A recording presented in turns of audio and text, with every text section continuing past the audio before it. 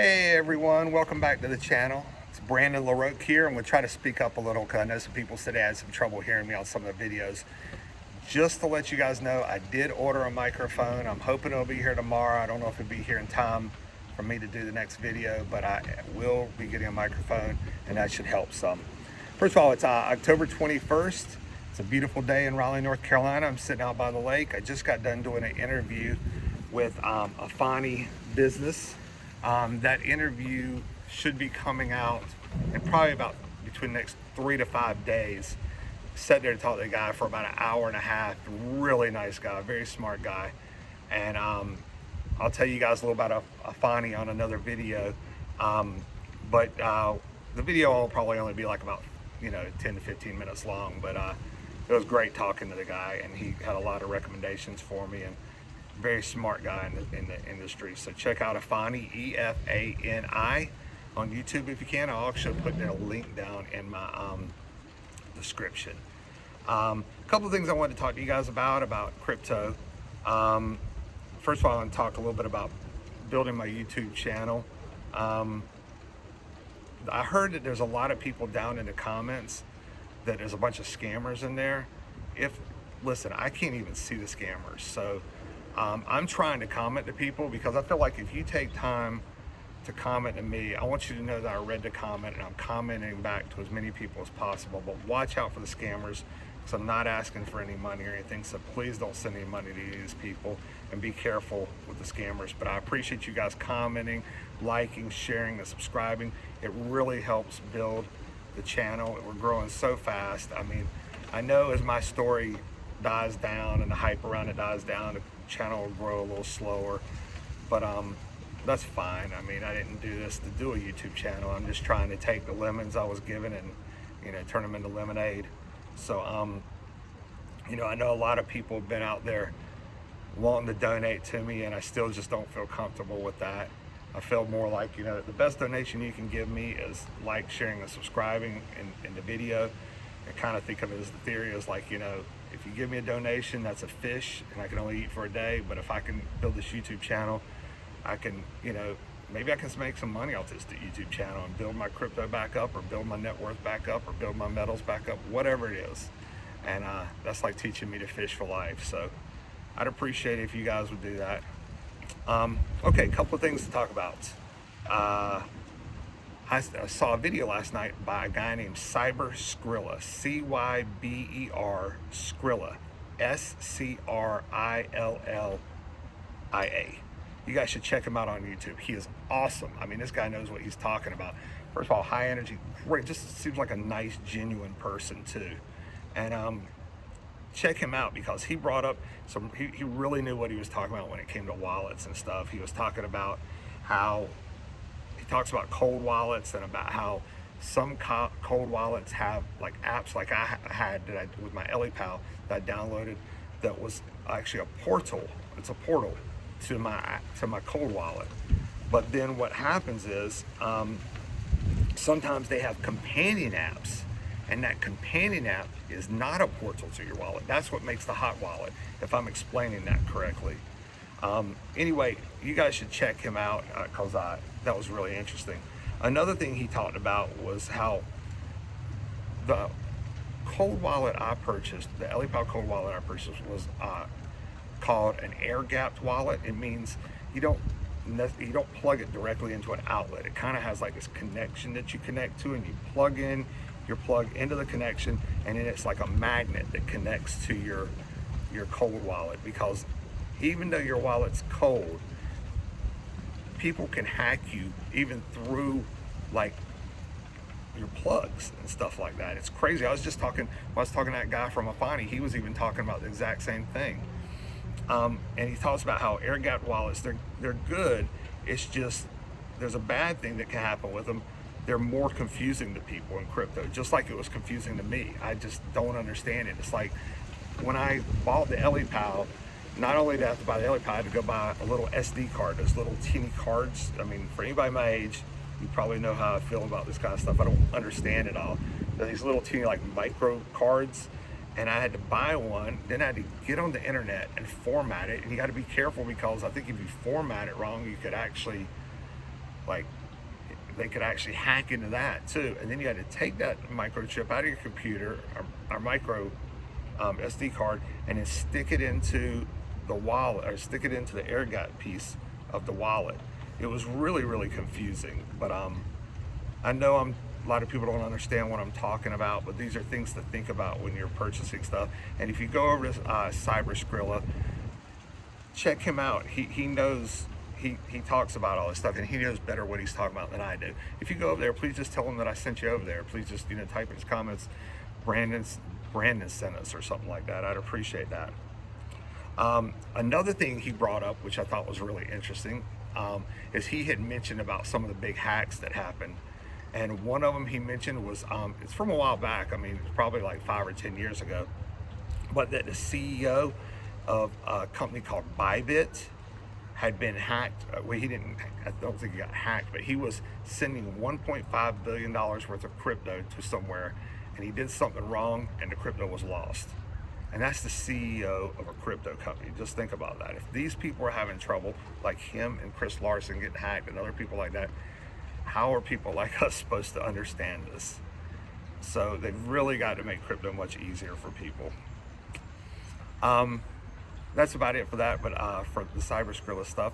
But I also want to talk to you guys about something I keep forgetting to tell you guys about. When I spoke to the gentleman who retired from the FBI, he had told me that when the FBI investigates cyber crimes like this, if your theft is under $1 million in losses, they don't even investigate it. It's not even something they look into. That what they'll do is, like, if, for example, I've getting lots of emails of people saying they lost $5,000, $10,000, $30,000, $100,000 here. They take those and say, some guy in San Francisco lost $100,000 in a crypto scam or a hack. They won't do an investigation, but they'll file a report and they'll keep that address that it went to. Then somebody over in Idaho, same thing happens to them for $10,000. And something happens to somebody in Texas, it's another $30,000. If they can connect these wallets and build it up to over $1 million, that's when they begin to investigate this stuff.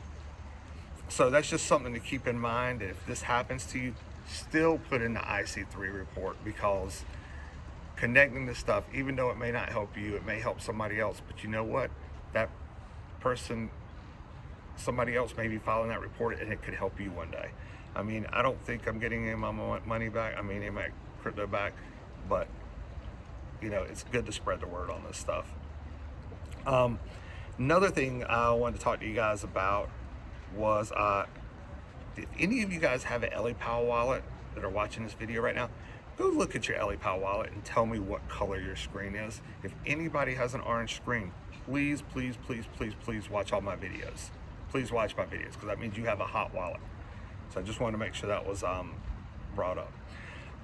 Something else, I also wanted to give a shout out to Digital Asset Investor and Digital Perspectives. They both did a little blurb about me on their videos, and that helps spread the word, so I appreciate that. I've also wanted to talk to you about one of the comments I saw, and it was somebody that told me that they had bought their crypto on Robinhood, and they asked me if that was okay and if I thought they should. I'm not the right expert to talk about this, but I am going to say I've always heard, do not buy your crypto on Robinhood. Just remember what happened with Robinhood on the stocks a few years ago when they stopped halted trading on all that stuff. I don't even know if it's crypto you're holding on Robinhood. So I just think that's something I should bring up. Now I want to read at least 2 emails that I got from people about what happened with their with them being hacked. I took a screenshot of them, so just give me a second here. Anyway, I got an email from somebody that says, "Thanks, Brandon, please share. I'm sorry for your loss. I'm sure that you have huge anxiety over this BS. I was sick for the better part of a week. Then I told my wife, who was very supportive, that no one died. We didn't have huge losses. We can call our daughter and talk to her. And my mind was upside. I'm sorry. I lost my space there. And and I had my whole world upside down and and to get after moving forward. Crypto is so scary as there's no insurance backing it, and no one overlooking it. I'm glad that it is the only part of what I do, that it's not the only part of what I do. Thanks again for sharing your YouTube channel. It does make me happier to be, it does not make me happier, but more frustrated that others are getting taken advantage of, and I appreciate your honesty and sharing. So don't feel ashamed if you've been scammed, if you've been hacked. Do not feel ashamed, because we didn't do anything wrong. I mean, everybody makes mistakes, but the fact is we have to speak out, because if we don't keep speaking out, other people won't learn from it. Here's another email I got from somebody. It's called Summertime Heist. It says, "Hi Brandon, I'm so sorry for your loss. Something similar to this happened to me this summer. I transferred my XRP to my Trezor cold wallet one morning in June. I took it home, put it in my safe, and planned to split it up into 2 wallets later in July. When I opened it, I found only one XRP left of 70,000. I traced the transaction on the blockchain and saw that the funds were removed the same day I deposited them. I can still see where the XRP is sitting, but I have no idea what to do next.